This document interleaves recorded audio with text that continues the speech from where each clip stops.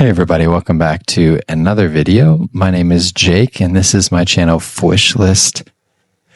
And today was a very tough day and a reminder to me of a constant reminder that fish keepers are a bunch of weirdos. And I guess I'm one of them. The lights are off in the fish room. I'm about to go to bed. I don't even know if I'm going to post this video, but I just feel like I've got to get a few thoughts off of my chest, and they happen to be the same thoughts that I was planning on posting for another video. I'll throw in some beautiful B-roll to this video so that you have something to enjoy. But the truth is that fish keepers are a bunch of weirdos, and I am a card-carrying member of the Fishkeeper Weirdo Club. But today was really tough. My plan was to make my next video a nice, happy one, but here we are. It's not a happy one. My favorite fish, my fish that I've had longer than any other fish, my Geophagus tapajos, died today, and unfortunately the circumstances surrounding his death were not pleasant.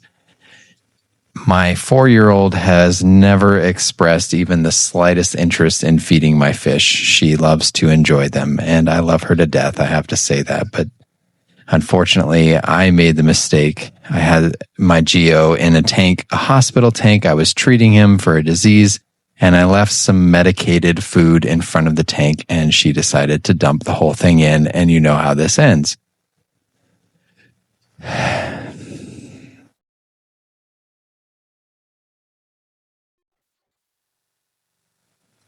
So after a month spent quarantining and hospitalizing this fish and it getting better and better every day, it's gone. And although most fish I lose, I just simply say goodbye to in the trash can, or I put them outside. Usually not a big fish, but if it's a small fish, I just kind of toss it into the woods and let something else take it. This one was special. I am a woodworker. I do a lot of woodworking, so I went outside. I found a nice piece of wood that was sitting aside, just a scrap piece. I built a small little box out of pine, and I painted it white, and I buried it. And I don't usually do that with my fish, but this one just felt like it deserved that sort of a send-off. And then I proceeded to feel like a crazy person and to tell myself that I was crazy for burying a fish and saying a few words and giving it a small funeral. And it made me really think about myself as a person and even doubt myself a little bit about the person that I am, and wondering why I would feel so connected to a fish. And I was already in the middle of writing down my thoughts for a video called Fish Keepers Are Weird. And suddenly, I felt weirder than them all. But I just felt so sad at the loss of this animal that I felt like it was my responsibility to care for, and I felt like I failed. And the truth is that I have always felt like this my entire life. I felt kind of like a weirdo because the things that are important to me don't seem to be important to other people. And I have immersed myself in a life where I try to feel connected to nature on a daily basis because I love the way that it makes me feel. But I talk to other people, and sometimes I try to hide. I think we all do this a little bit. We compartmentalize ourselves. We fit into different boxes depending on people that we're with, and we share parts of ourselves. And this is normal. I don't think there's anything abnormal about this. It's actually kind of abnormal to go out there and advertise yourself on a daily basis on every single detail of yourself. I don't think that's a healthy thing to do. And so I wouldn't do this. But there's a difference between compartmentalizing and avoiding the conversation in certain ways, especially when you know people know about it, or you minimalize what you do, or things like that. But today, something came to my mind that I'm not afraid. I'm not afraid of who I am. Obviously, I spend a lot of my time putting who I am on the internet for thousands and thousands of people to see, and you all get to see this part of me. But the quote that came to my mind was a scripture. And I am very religious. I believe very much in God and Jesus Christ. And mostly I believe that the world was created for me to have joy and beauty in it. And I feel very grateful for that. But the scripture that came to mind was the words of the Apostle Paul. By the grace of God, I am what I am. And I often wonder why I am what I am and why I was created to be what I am. And why can't I be the football watching fantasy sports guy who does everything that normal people do instead of the fish tank guy? It would sure be a lot easier to feel like I fit in perfectly with everybody else than to feel so abnormal at times.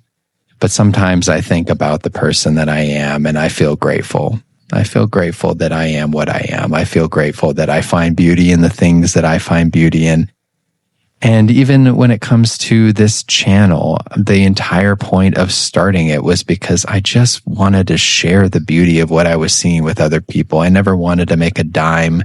I have never really asked for subscribers or likes because I feel like the entire purpose of what I do here is because there is something beautiful that I'm seeing and it deserves to be shared.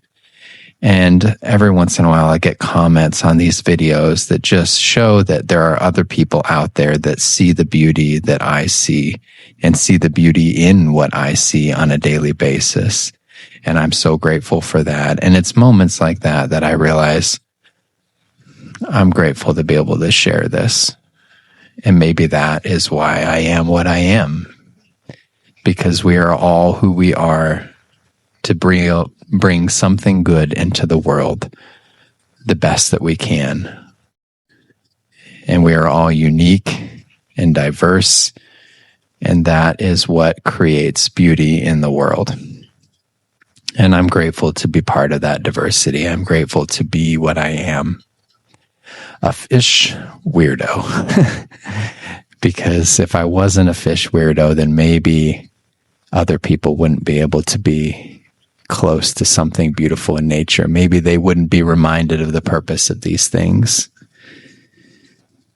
Now, I love aquariums. I love nature. I love what it does. But I also think a lot about a favorite speech that I listen to quite often from the director David Foster Wallace, unfortunately the late director David Foster Wallace, where he tells us that everybody worships something. The name of the speech is This is Water, if you want to look it up on YouTube. But he tells us that everybody worships something, and what you worship will consume you. If you worship health, then you'll be consumed by your fitness and your need to look better. If you worship money, then you'll be consumed by your need for more money. So the key to life is to worship something better, something that truly can be allowed to consume you in every way and bring something good into this world and something good into your life. But I do think it's important to recognize that everyone worships something. I do not worship fish tanks. I do not worship aquariums, but I worship the feeling that I have a place in this universe as much as any other creature, and I have a purpose and a meaning and a creator. And it's my job to recognize that on a daily basis. And I love thinking about my place in all of it, how I fit.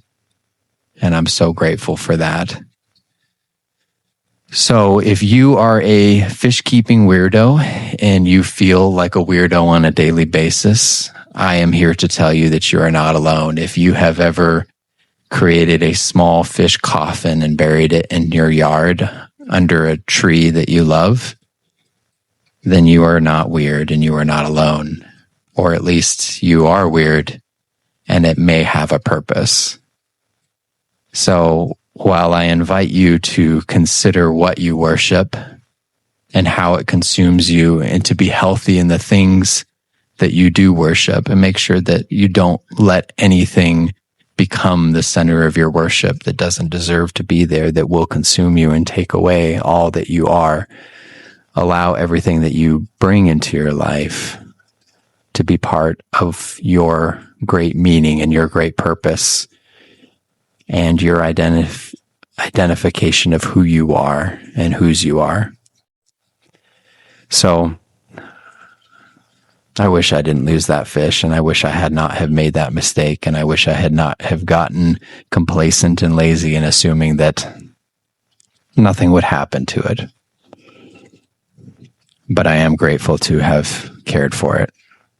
And I'm grateful that it was in my life for about 5 years. And I'm grateful for the beauty that it brought. And I'm grateful to be a weird fish keeper. There is a silver lining to the situation, which is that a couple months before he died, for the first and only time, my Geophagus did spawn. And now I have a few hundred fry that I can raise and keep as a constant reminder of my favorite fish. Thanks for watching. I'll see you in the next one. Hopefully a happy one. Push list out.